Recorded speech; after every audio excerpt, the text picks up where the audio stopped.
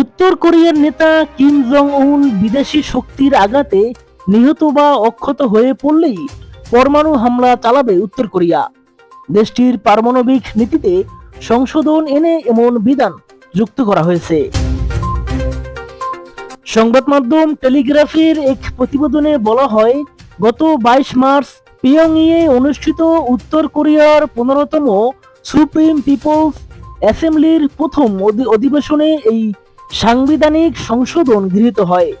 গত বৃহস্পতিবার 7 মে এই পরিবর্তনের বিষয়ে বিস্তারিত তথ্য দক্ষিণ কোরিয়ার শীর্ষ কর্মকর্তাদের কাছে তুলে জাতীয় গোয়েন্দা সংস্থা এনআইএস। সংশোধিত আইনের অধীনে কিম জং উন দেশটির পারমাণবিক অস্ত্র ভান্ডারে সর্বাধিনায়ক হিসেবে বহাল থাকবেন। তবে নতুন বিধানগুলোতে নেতৃত্বের উপর হামলা হলে কিভাবে পাল্টা আঘাত হানা হবে সে বিষয়টি আনুষ্ঠানিকভাবে চূড়ান্ত করা হয়েছে।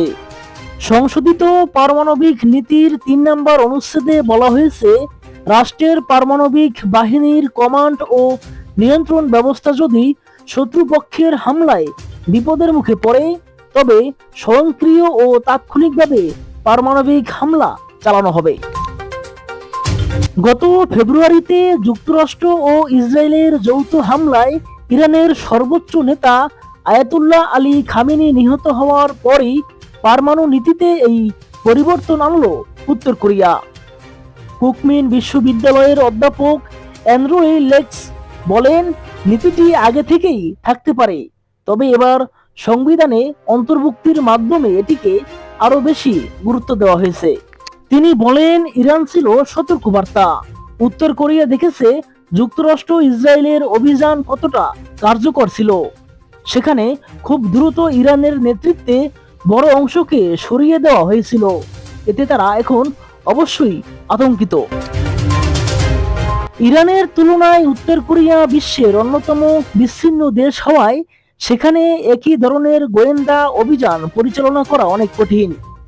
দেশটিতে প্রবেশকারী বিদেশি কূটনীতিক, ত্রাণকর্মী ও ব্যবসায়িক দর্শনার্থীদের উপর কড়া নজরদারি রাখা হয়। প্রতিবেদন অনুযায়ী তেহরানকে হ্যাক করা ট্রাফিক ক্যামেরার মাধ্যমে ইসরায়েলি গোয়েন্দারা ইরানের নেতাদের গতিবিধি অনুসরণ করছিল। বিশেষজ্ঞরা বলছেন, উত্তর কোরিয়ার সীমিত সিসিটিভি ব্যবস্থা ও কঠোরভাবে নিয়ন্ত্রিত ইন্টারনেট নেটওয়ার্কের কারণে পিয়ংইয়ংয়ে একই কৌশল প্রয়োগ করা সম্ভব নয়। কিম জং উন কঠোর নিরাপত্তা ব্যবস্থার জন্য পরিচিত। তিনি ভারী নিরাপত্তা বহনের সঙ্গে চলাফেরা করেন এবং সাধারণ আকাশপথে ভ্রমণ এড়িয়ে চলেন। তার পছন্দ ভারী সজোয়া ট্রেন। অধ্যাপক লেক্সাপ বলেন, তাদের সবচেয়ে বড় ভয়ের জায়গা স্যাটেলাইট প্রযুক্তি থেকে প্রাপ্ত তথ্য। আর বাস্তবতা হলো, যে কোনো সংঘাতের শুরুতেই নেতৃত্বকে সরিয়ে দিতে পারলে সেটি ফলাফলের ক্ষেত্রে নির্ধারক হয়ে উঠতে পারে।